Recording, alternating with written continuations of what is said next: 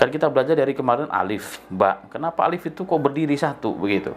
Kenapa tidak bengkok? Kenapa tidak melungker? Kenapa ba itu kayak kapal? Ada titiknya satu, kenapa tidak tiga? Atau empat di atas kanan kiri biar cakep.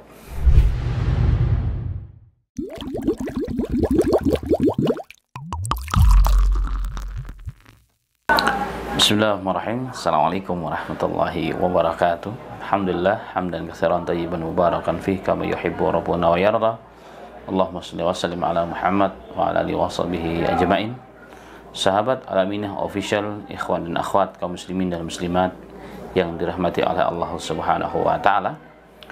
Beberapa tahun yang lalu, kurang lebih sekitar tahun 2009, 2010 atau 2011, di awal-awal kami mulai merintis pondok pesantren. Salah satu santrinya adalah mu'allaf, di mana dia ahli perbandingan agama S2 dari orang-orang yang vegetarian.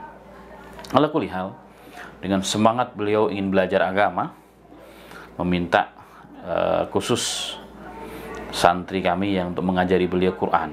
Kemudian saya tunjuk salah seorang, kebetulan juga santri ini dari Medan, dan mengajarkan Al-Quran, jadi dari alif ba'ta.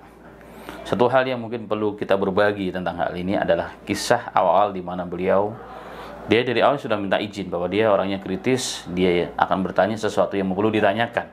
Jadi bukan untuk ngeles, bukan untuk apa-apa, tapi tujuan memang dia ingin tahu. Jadi dia punya sifat apapun yang mengganjal dia akan tanyakan, dan kalau kita bisa jawab dengan baik, masuk logika dia, ya, masuk keyakinan dia, nalar dia akan terima. Nah, satu hal yang membuat santri kami itu nggak bisa jawab adalah ketika ditanya, maaf Ustaz, saya mau tanya dulu sebelum belajar. Kan kita belajar dari kemarin alif, ba. Kenapa alif itu kok berdiri satu begitu? Kenapa tidak bengkok? Kenapa tidak melungker? Kenapa ba itu kayak kapal? Ada titiknya satu, kenapa tidak tiga? Atau empat di atas kanan kiri biar cakep. Santri tersebut melapor, akhirnya disampaikan alasannya kenapa. Kemudian besok harinya saya panggil si orang tersebut, mu'alaf tersebut. Kemudian saya dudukkan dan saya tanya, kemudian beliau mengulang pertanyaannya sebagaimana yang disampaikan kepada santri yang sebelumnya pada hari kemarin. Kemudian saya katakan, oke, saya jawab Pak, tetapi sebelum saya jawab, tolong jawab dulu pertanyaan saya. Oke Ustaz, saya tanya begini, kenapa mata Anda dua? Bukankah Allah kuasa untuk meletakkan mata Anda atau memberikan mata Anda satu atau bahkan lebih daripada dua? Dan kenapa matanya di sini? Kenapa hidungnya di tengah ke bawah lubangnya? Dua di sini, kenapa tidak ke atas begitu, ya kan? Atau telinganya kenapa ada di sini, dan seterusnya. Allah Maha Kuasa untuk meletakkan telinga tidak di sini, dia di depan atau di bawah dan seterusnya. Saya tanya begitu. Kemudian dia terdiam. Beberapa saat kemudian, kehendak Allah, kuasa Allah. Artinya kehendak mutlak dari Allah Subhanahu wa taala. Kemudian saya kembalikan hal tersebut. Begitulah tentang urusan alif, kenapa dia satu berdiri, itu babnya tauqifiyah. Itu turun dari langit, begitulah diturunkan oleh Allah, kita wajib untuk beriman. Karena huruf itu adalah sesuatu yang menjadikan perantara untuk Allah menjelaskan tentang ayat-ayatnya kepada manusia. Allah memilih alif itu ya satu berdiri begitu. Kita tidak bisa menentukan atau memberikan pilihan yang lain. Maka setelah saya jawab dengan pertanyaan seperti itu, dia memahami, dan saya tekankan bahwa urusan Al-Quran, urusan huruf, ya kan, urusan terkait dengan firman Allah, semuanya adalah tauqifiyah. Ini babnya akidah, yakni sesuatu yang turun dari langit, di mana akal kita, istihad kita berhenti sampai di situ, nggak boleh melampaui batas, karena babnya tauqifiyah. Ini semua dari Allah Subhanahu wa taala. Allah yang punya kehendak, yang punya kuasa, dan setiap apa yang Allah tentukan tentu ada hikmah yang kita tahu ataupun yang tidak tahu, yang kita mengerti ataupun belum kita mengerti. Nah, banyak hari ini ma'asyiral muslimin wal muslimat rahimani wa rahimakumullah, perkara-perkara yang menurut kita kadang-kadang tidak masuk akal. Kalau kita pikir-pikir, tapi sini masuk akal, hanya akal kita yang tidak nyampe. Akal kita yang tidak nyampe.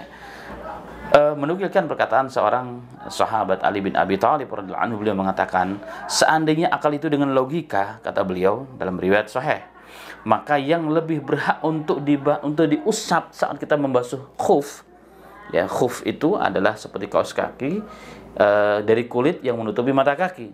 Ya, kalau sepatu kan dia lebih tebal, ini seperti kaos kaki yang terbuat dari kulit yang bisa digunakan kemana saja, dan saat kita berwudu boleh cuma diusap atasnya, ya, diusap cuma begini. Itu sunnahnya dari Nabi Muhammad SAW. Walaupun ada ikhtilaf. Ali bin Abi Thalib mengatakan, secara logika, jika kita pakai khufnya setelah kita berwudu, saat kita batal dan ingin wudu kembali, cukup diusap sekali atasnya. Itu hadisnya sahih. Dan beliau mengatakan, tetapi jika kita menggunakan akal, kata Ali, saat kita membasuh khuf, harusnya telapak yang bawah yang diusap. Tapi kenapa yang di atas? Itu logika kita, atas. Tapi ternyata perintah agama, logika kita adalah bawah yang diusap, karena dinyentuh dengan tanah, ya kan, nyentuh dengan lantai. Tapi kenapa atas yang diusap? Nah, logika kita kadang-kadang tidak nyampe. Atau tidak masuk logika. Bukan karena tidak masuk logika. Otak kita atau logika kita yang tidak nyampe. Demikian ma'asyiral muslimin, maka Islam, kita harus yakini Islam adalah ajaran yang relevan, yang sesuai sepanjang zaman dan tempat, yang sejalan dengan fitrah sempurna ianya, ya, sejalan dengan fitrah manusia, sejalan dengan ilmu pengetahuan ianya, tidak bertentangan dengan siapapun. Maka orang yang semakin dekat dengan fitrahnya dalam segala bidang, dalam ilmu pengetahuan, maka dia akan semakin dekat dengan kebenaran yang datang dari Tuhan, dari Allah Subhanahu wa taala. Demikian kisah singkat, semoga menginspirasi dan menambah keyakinan kita pada Islam, pada agama yang Allah berikan kepada kita, dan semoga kita semua dibimbing oleh Allah hingga akhir hayat kita menjadi orang yang muslim dan sempurna insyaallah Islam kita sebelum kita kembali kepada Rabb kita Allah tabaraka wa taala. Demikian, wassalamualaikum warahmatullahi wabarakatuh.